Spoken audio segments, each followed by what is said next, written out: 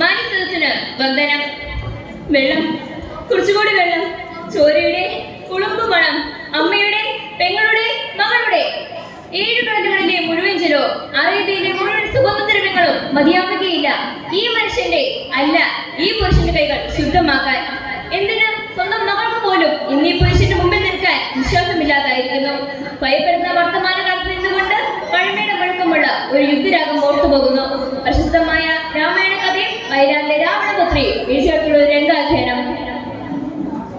ജ്യേഷ്ഠ രാവണ, കണ്ണിറച്ച് കണ്ടോളൂ. മൂക്കും മുലയും മറ്റ് കുരുതികളെ പോലെ ഇതാ നിന്റെ മുൻപിൽ നിന്റെ അനുജത്തി ശൂർപ്പണഖ. ഒന്നുമില്ലേ രാവണ, ഈ പൊന്നനുജത്തിയുടെ ചോരയ്ക്ക് മുമ്പിൽ മറുപടി പറയാൻ എവിടെ നിന്റെ അടുത്തേപ്പാണ് ചന്ദ്രഹാസം? നിന്റെ ചോര തണുപ്പുള്ള ചോദ്യങ്ങൾ എന്നെ ഊണിലും പുറത്തതിലും വേട്ടയാടുന്നു. സാരഥി, യുദ്ധമയക്ക് നിർത്തുക. മഹാരഥനായ മേഘനാഥനെ മുമ്പിൽ നിർത്തിക്കൊണ്ട് അവന്റെ അച്ഛൻ ഈ രാവണ യുദ്ധം ചെയ്യും. അച്ഛൻ? രാവണൻ ആരുടെയൊക്കെ അച്ഛനാണ്? ഇന്ദ്രജിത്തിന്റെ, അധികായന്റെ, അക്ഷകുമാരന്റെ? മതിയോ? ഒരാൾ കൂടി ബാക്കിയുണ്ടെന്നല്ലേ ദേവമഹർഷി നാരദൻ പറഞ്ഞ? നാരായണ നാരായണ. അല്ലയോ രാവണ പ്രഭു, അന്തിമ യുദ്ധത്തിന് ഇറങ്ങും മുമ്പേ ഒരു രഹസ്യം, ശുഭരഹസ്യം അറിയിച്ചു കൊള്ളട്ടെ. അങ്ങ് അശോകവനിയിൽ കൊതിയോടെ ഒളിപ്പിച്ച ശ്രീരാമ പത്നിയായ സീത അങ്ങയുടെ മകളാകുന്നു. നാരായണ. എന്ത്? സീതയുടെ അച്ഛൻ ഈ രാവണൻ സ്വന്തം മകളെ അന്തപുരത്തിൽ പട്ടമഹർഷിയായി കുടിയിരുത്താൻ ശ്രമിച്ച അച്ഛൻ. മോളെ സീതേ, നിന്റെ അമ്മയുടെ, വേദവതിയുടെ സഹായമായ നിലപടി ഇപ്പോഴും എന്റെ കാതുകളിൽ കേൾക്കാം. അന്ന് അഹന്തയുടെ അഗ്നിപർവ്വതം പോലെ ഞാൻ ഹിമവത്സാനുക്കളിൽ ചുരമാന്തി നടന്ന കാലം. പുരുഷകാമനകളുടെ ലാഭപ്രവാഹത്തെ ഒരുമിച്ച് കുത്തിയെടുക്കുന്ന സ്ത്രീ ശരീരത്തെ വേദവതി ഞാൻ തൊട്ടു. അരുതേ, അരുതേ, മറ്റൊരാൾക്ക് വേണ്ടി വെള്ളം നോക്കിയിരിക്കുന്ന കാട്ടുപെണ്ണാണ് ഞാൻ. അരുതേ.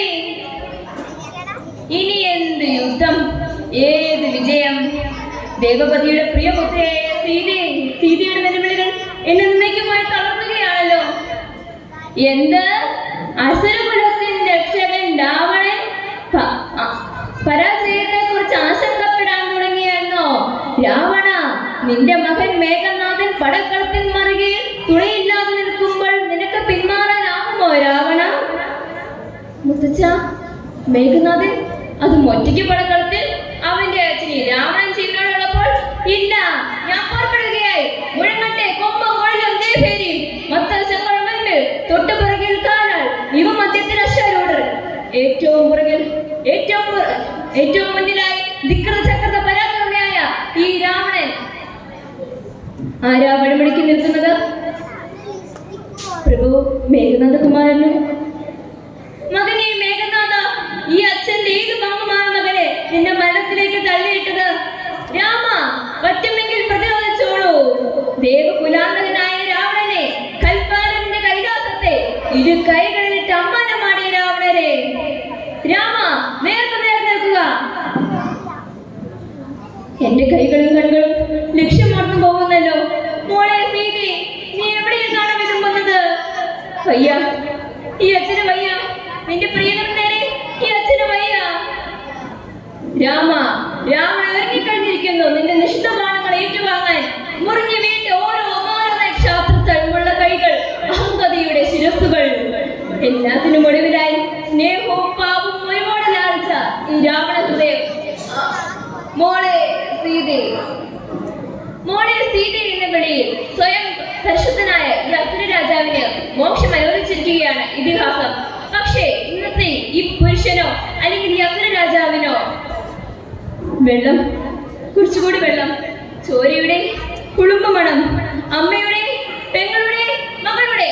നന്ദി, നമസ്കാരം.